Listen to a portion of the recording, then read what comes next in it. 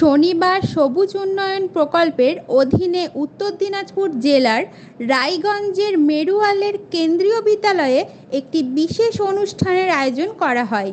একটি গাছ একটি প্রাণ এই উদ্দেশ্যকে সামনে রেখে eco club for mission life নামে বিশেষ কর্মসূচি অনুষ্ঠিত হয়।